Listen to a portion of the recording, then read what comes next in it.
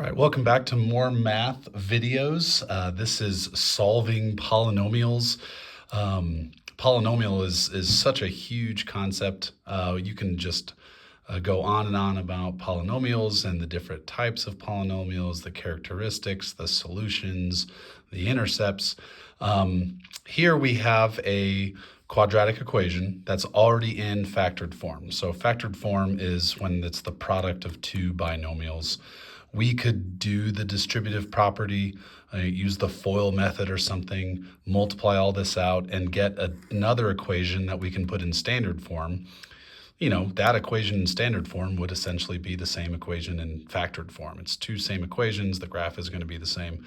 But what's nice in factored form is that we can find the solutions, which are also the x-intercepts of the graphs. So if we were to multiply this out, we would get a quadratic because the exponent is 2, right? So the highest exponent is 2, it's a quadratic, it's going to be a parabola. If the highest exponent is 2, that means there's going to be 2 solutions. And most of the time they're going to be real solutions, meaning 2 x-intercepts. All right, so here we go, we're solving. 2t minus 3, 3t minus 2. We're going to set each of these quantities equal to 0 because then we will find basically the solution, right, where y equals 0, and this will be the x-intercept. And the reason why is because anything multiplied by 0 equals 0. So if this equals 0, it doesn't matter what this is because we're still going to get 0. Same with this. If this quantity is 0, it doesn't matter what this is because we're still going to get 0. Set equal to 0, then it's basic algebra. If we have 2t, that's a t, not a plus. 2t minus 3 equals 0. We're going to add 3 to both sides. Then we get 2t equals 3. Then we're going to divide by 2 on both sides to get that t by itself. Once the t is by itself, then we have the 3 halves. Moving on, 3t minus 2 equals 0. If it's minus 2, we're going to add 2 to both sides to get rid of that, add 2.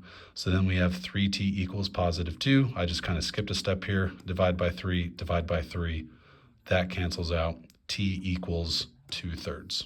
So literally, those are our two answers, our two solutions, which are also our x-intercepts. So I'm going to show you something on Desmos real quick. If we see here, 2x minus 3, 3x minus 2, that's the original equation that we came up with. That is going to be our red parabola. It's a quadratic, so it's going to be a U shape. Let's look and see where the x-intercepts are. Oh my gosh. 3 halves, which is 1.5, and then 2/3. You can't really, obviously 2/3 is an, never-ending decimal, but that's going to be approximate 2/3 right there.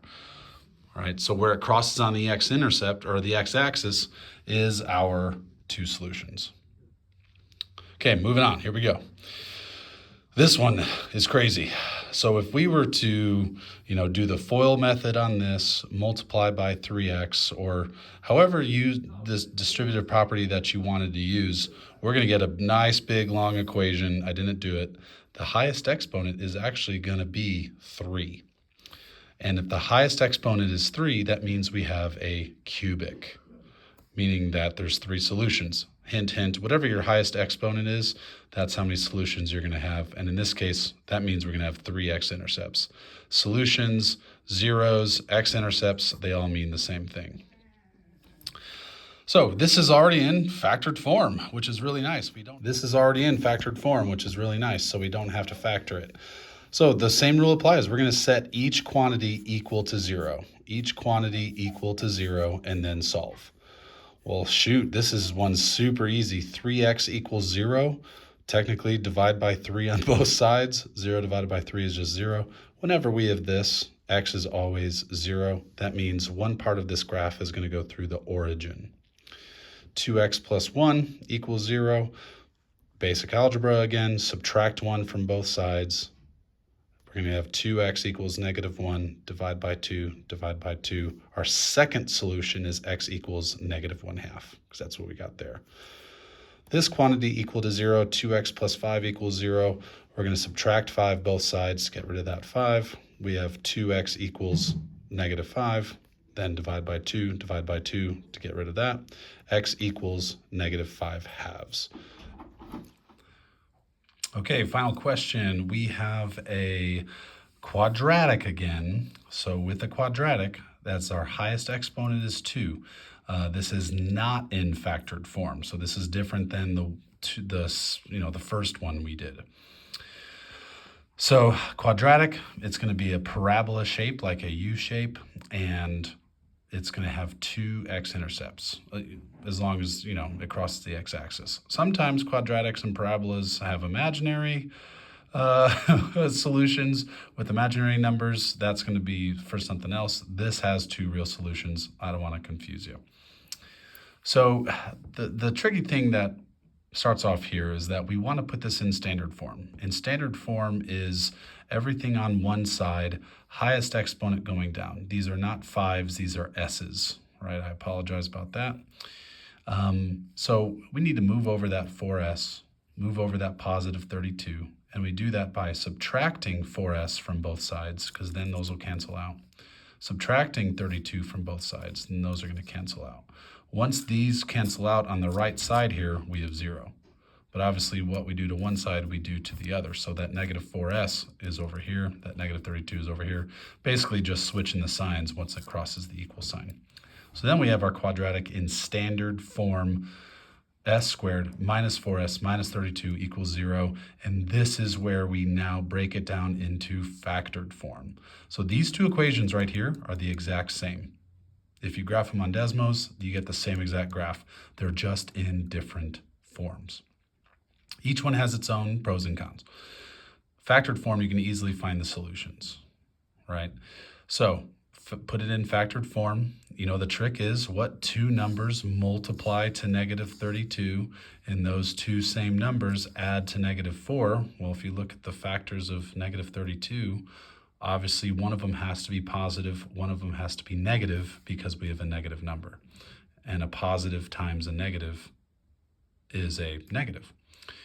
So I figured out that it's the 2 numbers, the same 2 numbers, -8 and +4. -8 times 4 is -32. -8 plus 4 is -4. Those are our 2 numbers. And then I just literally just put them in factored form. Almost technically no math involved, no equations or anything, just figuring out 2 numbers.